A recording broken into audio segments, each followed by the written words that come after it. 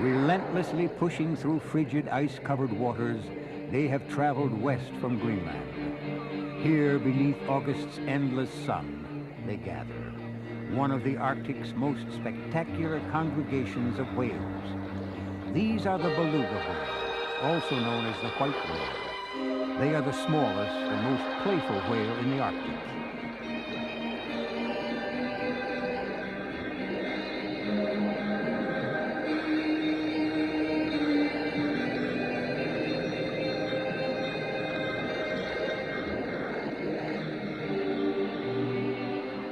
In summer, scientists flock here to observe these Arctic clowns, hoping to glimpse new clues to their behavior. Study is impossible through the Arctic's long, dark winters.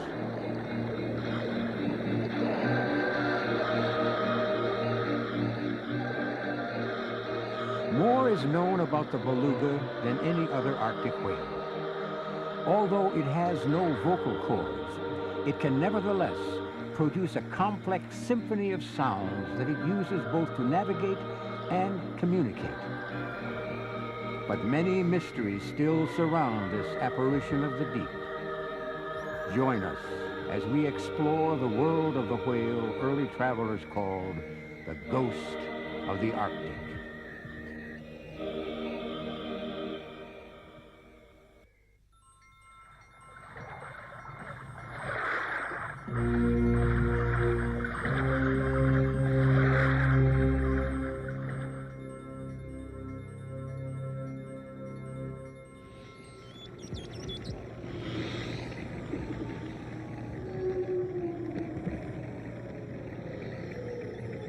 Since the first beluga was captured in 1860, over 100 exotic white whale have found homes under watchful eyes.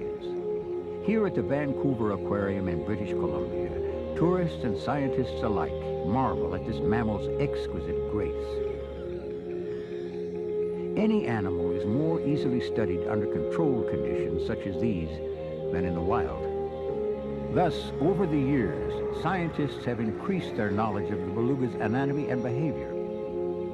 When compared with the bowhead whale, the beluga is something of a pygmy, but an adult male may reach 14 feet in length. Females are smaller. Like the other Arctic whales, the beluga has no dorsal fin. Inside the protruding brow is the melon, a sonar emission center vital in identifying location and food sources.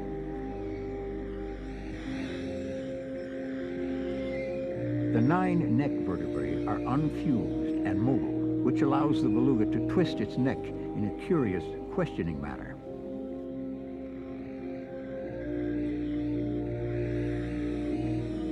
It is this curiosity that most attracts man to this whale. Its perpetual smile seems an invitation to play.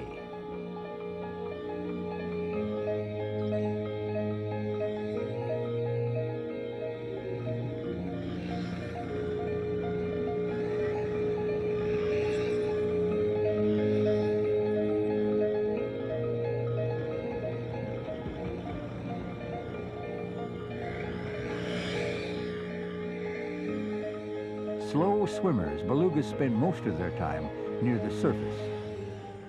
This, combined with their docile nature and a migration pattern that never varies, make them an easy mark for their predators, the killer whale, the polar bear, the occasional walrus, and man. The Inuit Eskimos perceive themselves intimately tied in a web of life with the whales.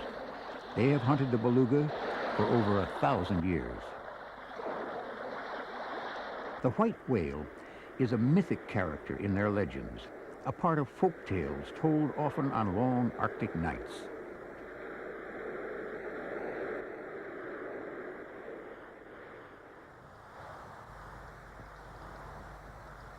Today, forged with the challenge to expand on the Inuits' legends, lore, and knowledge, scientists gather here at the top of the world on Cornwallis Island.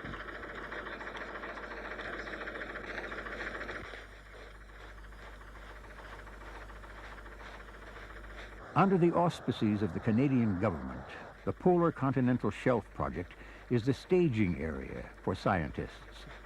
Researchers come here at spring's first light, bringing their provisions, gear, and hope.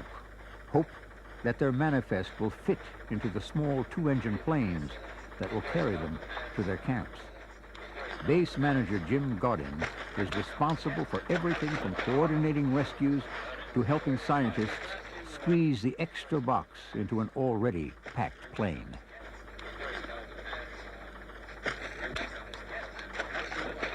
Cartons of canned goods and perishables go aboard.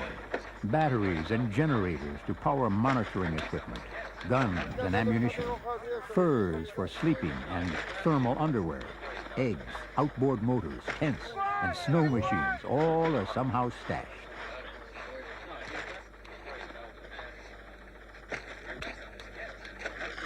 Check in gear! Put it in gear! Sue Cousins will be heading to polar bear territory. The threat is small, but it is best to have protection ready. She and Larry Dueck have come to study the different sounds of the beluga whale.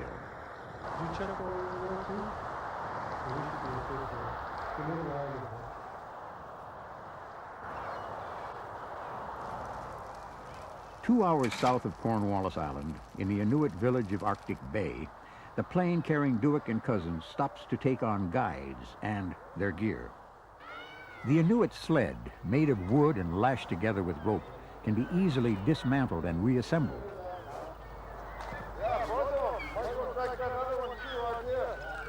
Tom Tatatuapik is one of the guides who will accompany the Canadian team this year. Because scientists rely on the Inuits' instinctive grasp of the landscape and weather to ensure success, planes are now a common occurrence here.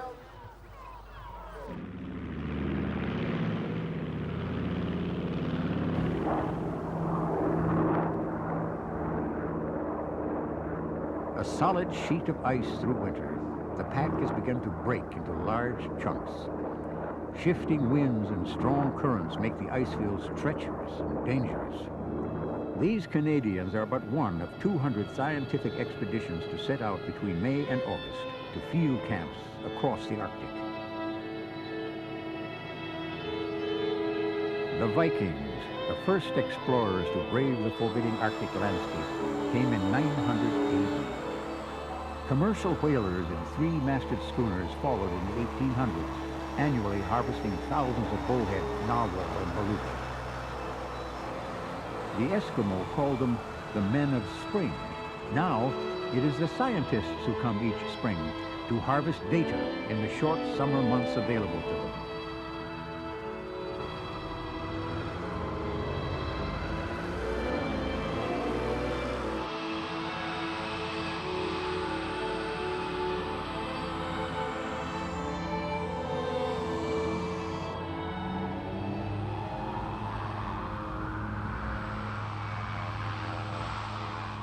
For 10 months, Cousins and Dueck have debated the shape and focus of their research and the type of gear that must accompany them, discarding ideas, streamlining strategy, refining equipment design. Now, they have 10 days to carry out their work. The window of time is short. To record the sound of the whales, the team will survey the area, then set up microphones close to where the beluga gather. The camp's placement is crucial. Well, we're between Prince Leopold Island, which is in front of us there to the south, and Devon Island off to the north on the top of the map. The flow edge runs from about Cape Hurd on Devon Island and runs to Prince Leopold Island. We're located about here. And the flow edge is the boundary between the ice, which is this area to the west, and the open water. 6 feet of ice form a crust over water 1,000 feet deep. the Arctic ecosystem turns on the interaction of life above and below the ice. As the sun filters through the dark water, microscopic bacteria and beds of kelp return to life. Smaller fish feed on these rich nutrients and in turn become food for the greater mammals. Belugas are found throughout the Arctic, from Siberia and Alaska to Greenland and Iceland. Each year, these high Arctic beluga travel northwest from the southern tip of Greenland where they winter until they meet the ice edge. Here they are forced to wait. A small number of beluga have already completed the 900-mile journey. It is a route they have retraced annually for centuries. In the weeks to come, thousands of whales will arrive at the edge of the ice floe, waiting for leads, narrow cracks to open in the ice, to carry them to the summer grounds. Why each group of whales returns to the same spot each year is unknown. That the route seldom varies allows scientists like Sue and Larry to pinpoint in advance the location of their study. Okay, I got one down here a little bit. Can you go ahead again, your altimeter and your call, please? Once the 300-yard square is laid out, a hole will be drilled at each corner.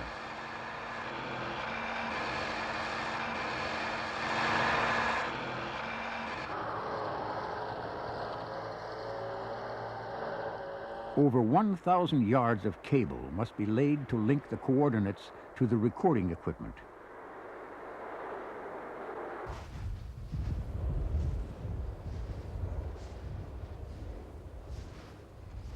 The 4 hydrophones, microphones specially designed for picking up sound underwater, will be placed at a depth of 30 feet. They have a range of nearly 2 miles in the crystal clear water.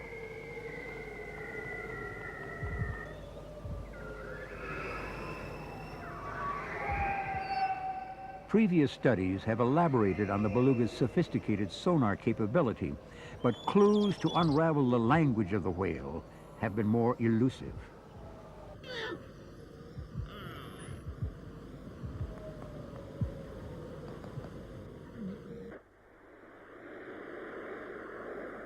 In a tent close to the water's edge, a half-mile away from the main camp, Sue sets up the equipment. Cassette recorders record the sounds for later analysis at Sue's lab. From this lonely outpost, she and Larry will take turns monitoring the whale's calls 24 hours a day.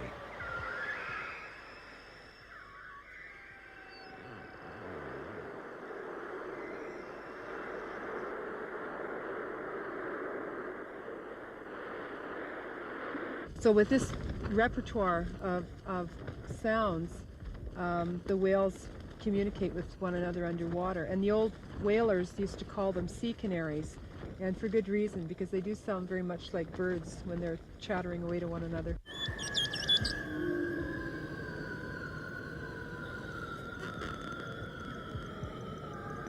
The sounds the recorders pick up are eerie and enchanting. They may one day prove to be as distinct as human voices. Yeah. To be a scientist here, a person must wear many hats. Little did Sue dream when she was working on her doctorate on songbird vocalizations that 5 years later she would be cooking spaghetti at the top of the world.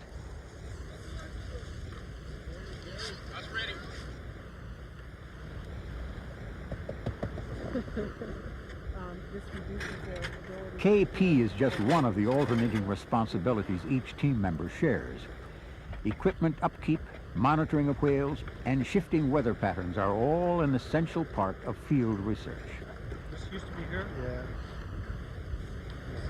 Larry sets off for his shift in the monitoring tent, unaware that the entire expedition is in peril. Small cracks in the ice have begun to widen. It is simply a matter of time before the solid pack on which they are camped breaks off and heads out to sea. It is one of the most common and most feared hazards of working here.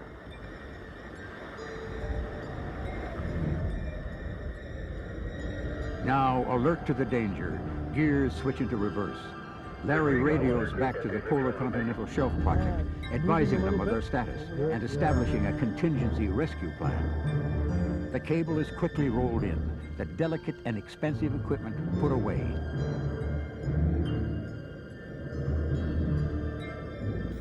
Before the campsite can be packed, 2 slabs of ice have broken off, bringing the edge of the ice floe within 20 feet of camp.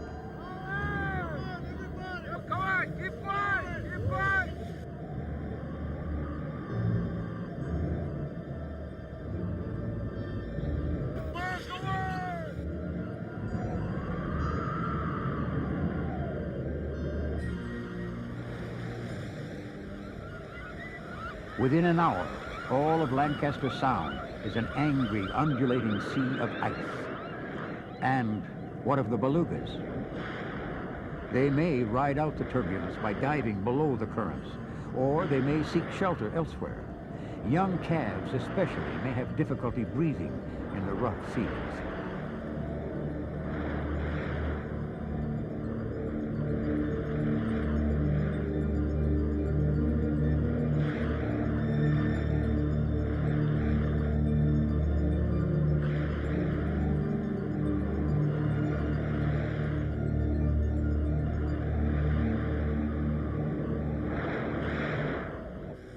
As the team makes their retreat, miraculously, only 1 box is lost.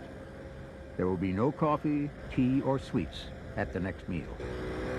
Everything else will be intact when they find a new campsite.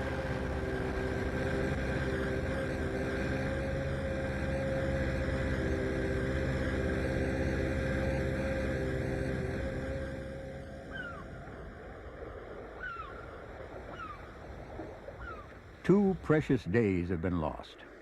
Even if this campsite holds, Cousins and Dueck have only 6 days left to try to establish patterns and correlations between the whales' sounds and their environment and activities. The beluga make 3 types of sounds: clicks, pulse tones, and pure tone whistles. Pulse tones and whistles are social in nature. High-frequency clicks, as high as 500 clicks per second, are used by the beluga to locate themselves, their companions, and prey, as well as flow edges and leads in the ice. The melon located in its forehead may function as a sonar emission center. Sounds are created by shifting air under pressure between sacs called diverticuli. Sounds are focused here, then targeted in a narrow, precise stream. Returning sounds enter through nasal passages and are processed in the ear. Experiments by the United States Navy show that with these clicks, belugas are able to identify an object the size of a dime at a distance of 80 yards. Indeed, the ability of all Arctic whales to locate narrow channels in the ever-changing ice and assess which ones are viable passageways is an amazing endowment.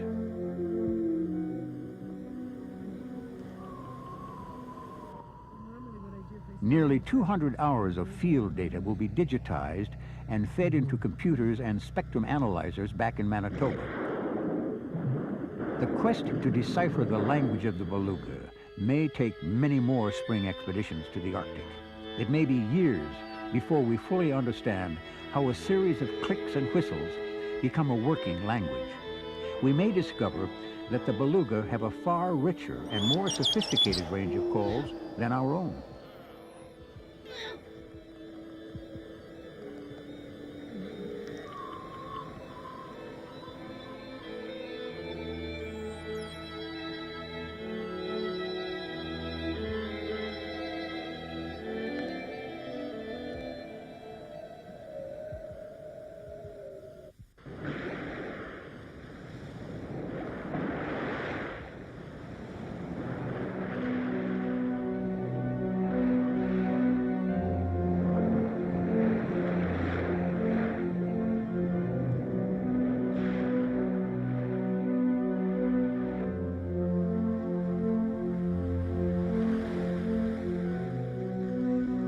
The ice of Lancaster Sound yields to the sun's relentless glare, and the solid pack becomes a highway to Cunningham Inlet, 20 miles to the south. In a pattern unchanged for hundreds of years, the beluga have navigated these unpredictable waters to reach their summer playground.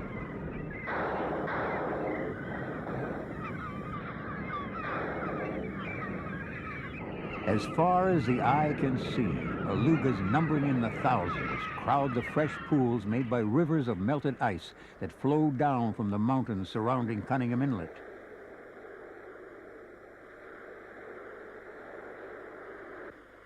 Every year, scientists gather here to continue their studies on this large and accessible stock of whales.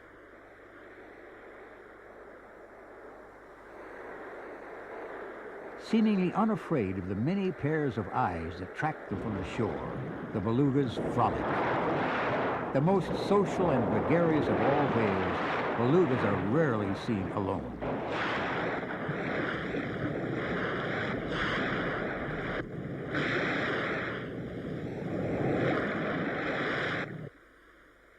One of the Canadian government's key scientists, Tom Smith, has been monitoring the beluga since 1974. Well, the beluga whales that we see out here in the water are engaged in a variety of behaviors, and these consist of aerial displays of one sort or another, such as partial breaching, spy hopping, what we call scanning, swimming about with a head out of water for some lengths of time, tail slaps. All these behaviors are associated with interactions between animals. They might display annoyance, play-type behavior, etc. They occur usually when there are a number of animals in a group or within close proximity. Spy hopping or scanning takes several forms. In some instances, the whales seem to defy gravity, circling repeatedly in a joyous dance of life. At other times, the belugas seem to be scouting. Although the extent of its vision is not yet known, it is believed they see well at the surface.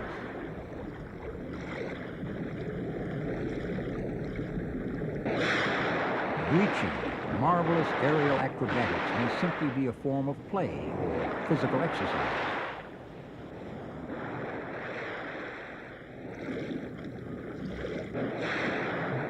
Independent groups of males are called bachelor pods. They usually number 15 to 20, but groups as large as 500 bachelors have been spotted.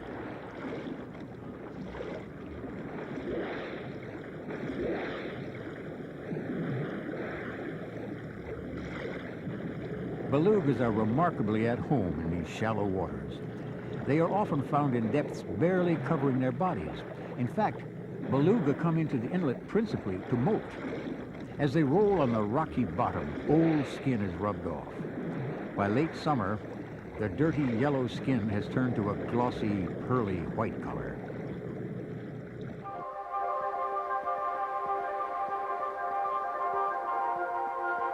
Summer is also the time for calving. The young are probably born in deeper waters and then follow their mothers back into the warmer, more protected water of the inlet.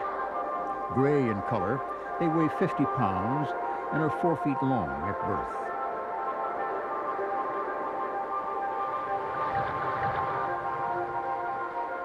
A mother and her most recent offspring form a tight social unit. Calves will nurse for nearly 2 years. Mothers have been known to defend their calves to the death.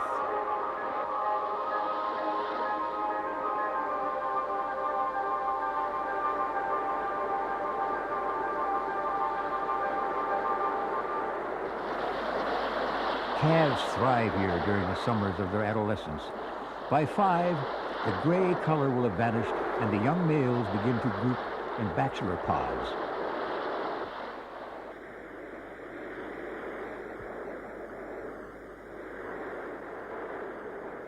No one knows what it is that attracts the belugas year after year to the fresh water of Cunningham Inlet, while other similar estuaries are not used. Whatever the reason, this behavior is apparently essential to the species' survival. Scientists like Tom Smith are committed to answering the questions that surround these whales.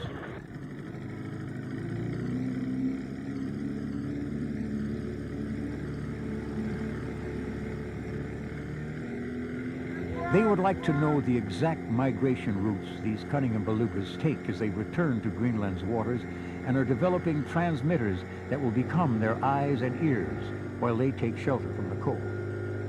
The window of time has grown short. The long Arctic night will soon begin, making further studies impossible until next spring. In 2 decades, the pace of change in the Arctic has assaulted its ecosystem. Increasingly, icebreakers and tankers ply the waters where belugas travel. Threats of noise and pollution become ever more real. Will the beluga be the next species to become endangered by man?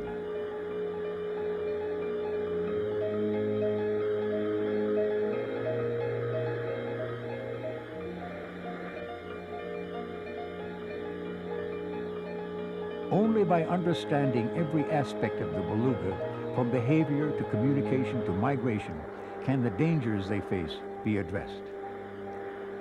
In the years to come, will we only know the beluga behind glass? Or will its birthright in the north be safeguarded for this fabled ghost of the Arctic?